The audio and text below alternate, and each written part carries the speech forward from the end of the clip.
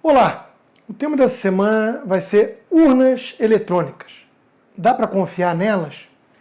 O tema das urnas eletrônicas não é novo e já foi alvo de muita suspeita. Não é para menos. A empresa que fornece a tecnologia ao Brasil operava também na Venezuela chavista, entre outros países dominados pela esquerda.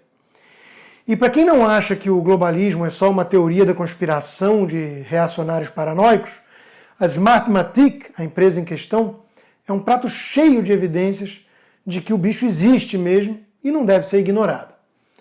A notícia trazida pelo site O Antagonista de que a empresa estaria disposta a vencer o leilão, a licitação no Brasil, mesmo sem lucro, acende mais luzes amarelas. Se nem assim a turma ficar desconfiada, então é porque estamos diante aí de um caso similar ao dos petistas, que juram, que todas as acusações contra Lula são parte do golpe das elites. Ou então dos crentes, que juram de pé junto que aquelas imagens do bispo lá rindo enquanto conta dinheiro são pura armação da Rede Globo. Em mensagem à pregoeira, a Smartmatic afirmou que a decisão de reduzir o preço está baseada principalmente no sentido colaborativo, entre aspas, para prestar relevantes serviços à Justiça Eleitoral do Brasil, uma vez que a Smartmatic tem como objetivo principal o uso da tecnologia no processo eleitoral. E por que será, Haja altruísmo assim lá em Cuba.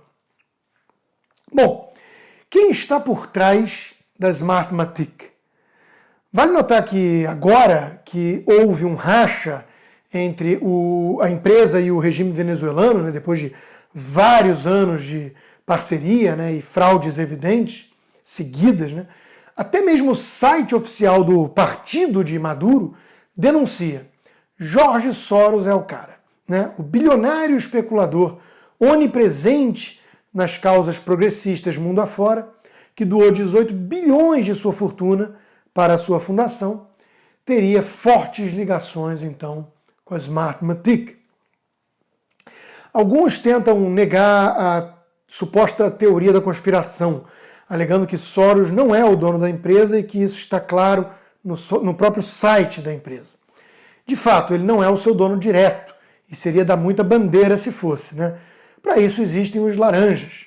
No caso, um sujeito vaidoso, com um título pomposo de nobreza, que é simplesmente o ícone perfeito do tal globalismo, tendo passagem pela ONU, pelo Banco Mundial, pelo Programa de Refugiados da ONU, pelo esquema corrupto da ONU, Oil for Food, liderado ali pelo Kofi Annan, pelo Partido Social Democrata inglês, de esquerda, por veículos de comunicação de esquerda, ele que é jornalista, e por aí vai. Bom, quem é essa figura? Seu nome é Lord Mark Malloch Brown. E uma rápida busca na Wikipedia mesmo mostra que poucos representam melhor essa elite, esse establishment globalista que pretende influenciar, controlar os rumos domésticos dos vários países, principalmente terceiro mundo, enfraquecendo sua soberania nacional no processo. Seu currículo é todo voltado para o trabalho em ONGs, entidades supranacionais, no governo, para concluir, segundo ele mesmo, a inacabada revolução global. Esse é o título do seu livro, inclusive. Em suma, o tal governo mundial, que uma elite de ricaços sonha colocar em prática, ainda que seja inexequível, utópico demais, Tanto quanto outras viagens do socialista H.G. Wells, defensor desse troço, com a diferença de que essa viagem aí, ao contrário daquela no tempo, ele não criou como uma simples ficção. Ele acreditava nesse troço e influenciou muita gente.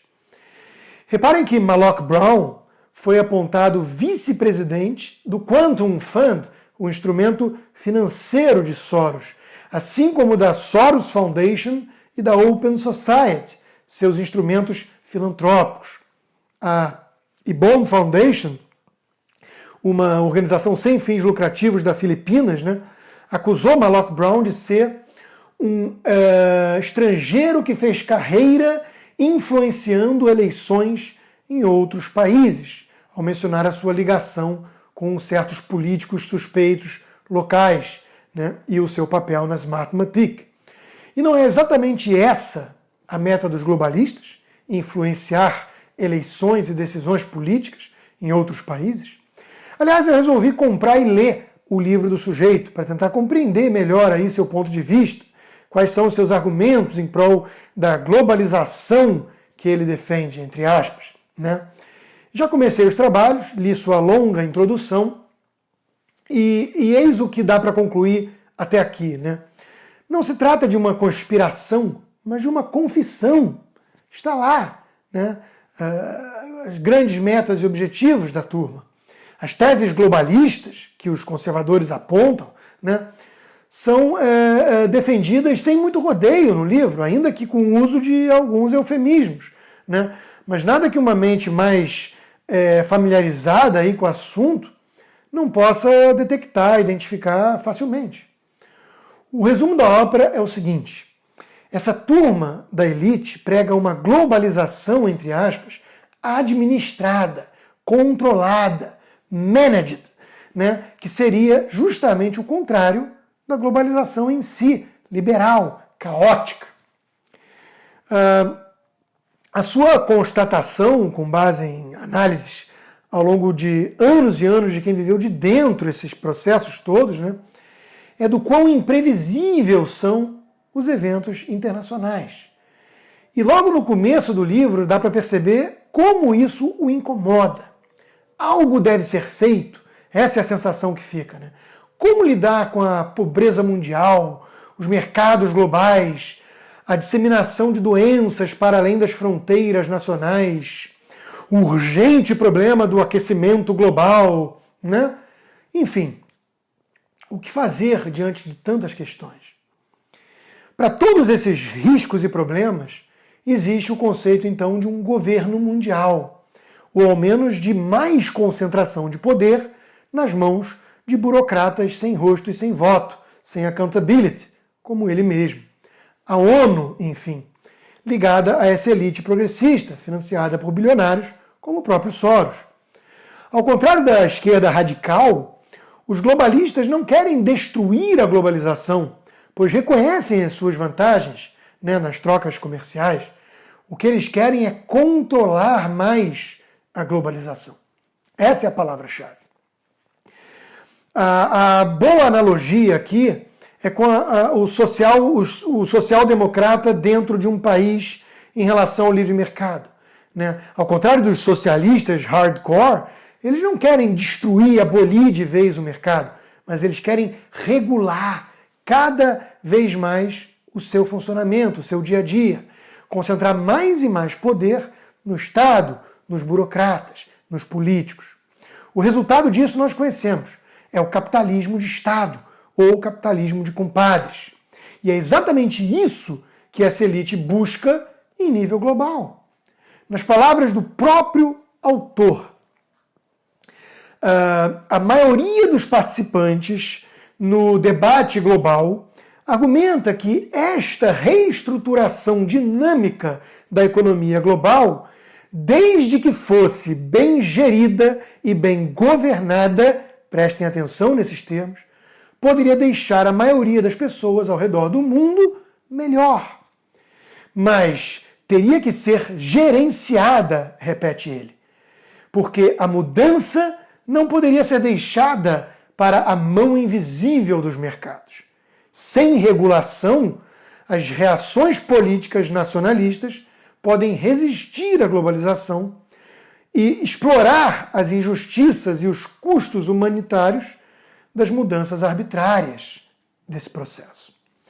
Ou seja, o que ele quer é salvar a globalização controlando-a, né? Depositando o poder decisório nas entidades globais. Segundo sua ótica, sem fazer isso, haveria uma reação dos nacionalistas. Ora, é justamente o contrário. A reação dos nacionalistas, como no Brexit no Reino Unido ou com Trump nos Estados Unidos, ocorreu justamente porque a globalização deu lugar ao globalismo, com todo esse aparato burocrático supranacional, controlando cada vez mais os mercados e as vidas dos cidadãos. Trump é odiado por essa elite progressista, né, porque ele não pode ser controlado por ela. Eis a questão. Bom, Bruxelas passou a ser uma espécie de Brasília para a Europa, né? Com calhamaços e calhamaços de regulação impedindo a verdadeira globalização de funcionar e concentrando poder e recursos nos amigos do rei, nos grandes empresários já estabelecidos, nos bilionários que ficam cada vez mais ricos nesse processo. Eu não nego que uma parte do problema seja uma revolta popular contra a globalização em si e os seus efeitos incontroláveis de curto prazo. Mas o grosso do fenômeno não é isso. Não é antiglobalização, como eles dizem, e sim antiglobalismo. Essa globalização controlada. O que essa elite deseja, nas palavras do próprio Malloch Brown, né, são forças políticas globais com mais poder de decisão, como eu disse, contra parlamentos locais. Eles querem que ONGs tenham mais influência, pois eles controlam essas ONGs. Que artistas como Bonovox do U2 consigam mais peso decisório, né, nas políticas nacionais. O mantra deixa o mercado resolver, até ontem um mantra liberal, é rejeitado com veemência por eles, que se dizem liberais, que preferem regulamentação global como solução para tudo. O todo-poderoso Estado-nação é o inimigo principal dos globalistas, o alvo que deve ser derrotado, o obstáculo a ser superado. O autor diz: este livro tenta explicar por que a política está migrando para além dos limites cinzas dos parlamentos e gabinetes nacionais, para um mercado mundial onde as estrelas do rock podem conduzir acordos sobre dívidas globais com banqueiros e ditadores, vejam só. E onde potências emergentes como China e Índia poderão afastar ex-colonizadores quando forem fazer ali, pisar o seu pé firme, né, em solo. A administração que eles desejam é uma espécie de modelo chinês. Aliás, a admiração pelo modelo chinês está evidente logo na introdução do livro. Ganhar essa luta, diz ele, exigirá poder estatal, bem como poder comercial. E o futuro modelo do capitalismo pode não ser o mercado livre ocidental, que tropeçou feio durante a crise financeira global de 2008, mas o asiático, com o seu Estado aliado, Estado amigo, que a enfrentou muito melhor. Não há muito esforço em ocultar o objetivo, não é mesmo? O que precisamos, diz o autor, é de um sistema de instituições internacionais que tenham força e flexibilidade para lidar com o inesperado e garantir que a mudança seja gerenciada de forma pacífica. Reparem quantas vezes o termo gerenciar aparece. Ele defende abertamente uma nova ordem global, ainda que desconfie nas previsões de queda de países em particular. Mas é preciso tentar, não é mesmo? Seremos todos cidadãos globais, como Obama se identifica, né, em palestra que ele fez no Brasil, era esse o termo, cidadão global. Todos cosmopolitas e liberais, entre aspas, figuras de Davos, e cada vez menos as fronteiras nacionais e as comunidades locais terão importância. Para tanto, é preciso enfraquecer o patriotismo, além da família tradicional, um conceito tribal demais aí para o hiperindividualismo desses liberais, entre aspas. E o cristianismo também, né, o pilar da civilização ocidental e a cola do tecido social e dos valores morais que nós temos. Não parece ser coincidência, então, que este seja o denominador comum de todas as causas progressistas, financiadas por essa mesma elite poderosa, por figuras como Soros, e todas elas muito similares no mundo todo. Feminismo, o movimento racial, o movimento LGBT, a ideologia de gênero, o ambientalismo, veganismo, a campanha de legalização do aborto e das drogas, a apologia ao Islã. Como mais você explica feministas e gays ao lado de gente com faixa dizendo islamofobia, islamofobia? Não seria incoerente? Pois é, tudo isso se mistura em torno do alvo comum, demonizar o legado ocidental, do homem branco cristão ou judeu, e enfraquecer os pilares da nossa civilização, relativizando nossos valores morais e criando dependência do Estado global, visto como o único capaz de resolver, então, todas essas questões. A agenda pode parecer uma só, apesar de se vender como tão plural. Nas palavras do autor, devemos aproveitar a globalização para uma visão de benefício para todos, pelo menos um limiar básico de segurança, bem-estar e oportunidade humana.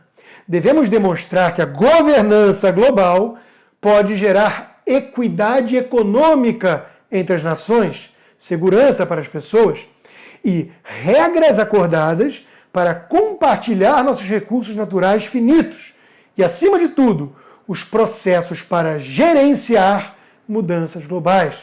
As palavras se repetem: governança, gerenciar, administrar. É uma managed globalization. Isso não é globalização nem aqui nem na China. Isso é capitalismo de Estado em escala planetária. Isso, por que não dizer, é um pouco de socialismo. Isso é uma elite tentando controlar os mercados globais, usando causas progressistas como instrumento. Isso é, meus caros, o globalismo. Diante de tudo isso e muito mais, eu volto à pergunta original. Como não suspeitar das urnas eletrônicas do senhor George Soros? Como acreditar que não há absolutamente nada suspeito por trás dessas coisas todas? E será que é mesmo pura paranoia, então, aventar a possibilidade de que uma elite muito rica e poderosa se articula de alguma forma para conquistar ainda mais poder em nível global, derrubando obstáculos nacionalistas ou nacionais? Se vemos esse conluio com naturalidade de grandes empresários, ONGs e políticos em âmbito nacional, né, por meio do que chamamos capitalismo de Estado ou de laços, né, por que os mesmos capitalistas não fariam tramóias globais, se sabemos que eles inclusive se reúnem volta e meia, né? E com uma agenda um tanto secreta, proibindo jornalistas e mídia. Pode ser mais difícil, sem dúvida, um objetivo muito mais ambicioso, mas isso os impediria de tentar, por acaso? E o que alguém como Soros, que já confessou gostar de se imaginar um deus, pode desejar mais na vida do que esse tipo de imenso poder? Mais alguns bilhões de dólares? Para quê? Para dar para o Mídia Ninja, para o Instituto Fernando Henrique Cardoso, para o Black Lives Matter? Bom, é isso. Ficam essas reflexões incômodas num ano importante de eleição e até a semana que vem.